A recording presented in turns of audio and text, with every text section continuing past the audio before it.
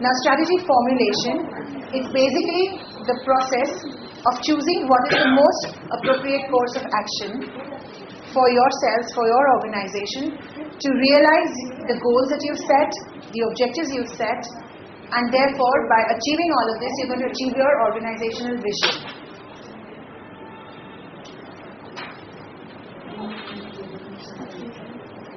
So,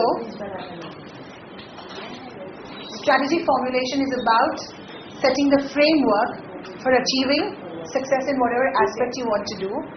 You're formulating a strategy, you're putting something in place to achieve what you want to do. When you formulate your strategy, you will take into consideration external and internal factors, resources at your disposal.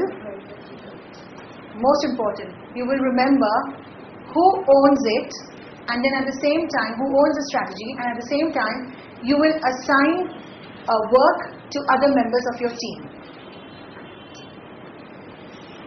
There should also be a process of recording the progress.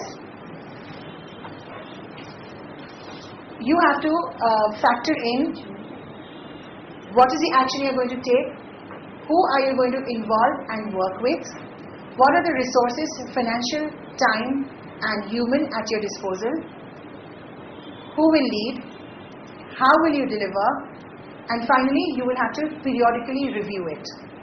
So that's the whole formulation stage. And here it should cover all your key program areas and support functions. So this is again taking into, we have a chart, Mayor has given a very nice chart that could be used for to understand the difference between your program areas and support functions.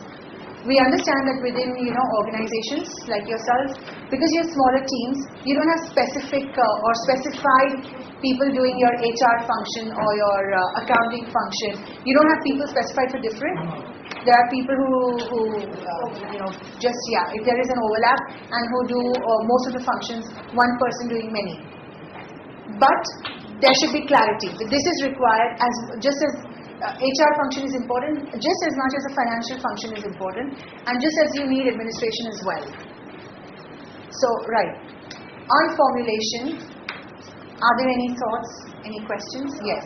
What do you mean by assign ownership of the project? Right. Which means somebody leads that particular strategy, somebody is in charge. Although there will be many people working towards it, somebody has to own it. And that is a very important key. Everybody is buying into it, but somebody is owning it. Because then the ownership rests with that one person. The person regularly reviews, without having to call for a meeting, reviews, are we progressing? Are we doing as we should be doing? Or is there a need to change, to tweak? And that's what this is about. Again, like an objective, you have to be realistic. You have to bear in mind what you can achieve, how much can you achieve within the time frame and within the resources that you have. It all comes down again and again to bearing in mind the resources, being realistic about what you would like to achieve. And the key to, and why you need to be realistic is because you set out to do something. And because it is unrealistic, you don't achieve it. And that's when people tend to get demotivated. It will stop inspiring you to want to work towards it. So it kind of pulls you down. That is why being realistic is very important. Just as equally important is about not underplaying. You know you can do 100 and you say, okay, my target is I'll do 80. And then you achieve 100 and feel very good about it. So you be realistic, you be fair, you be honest.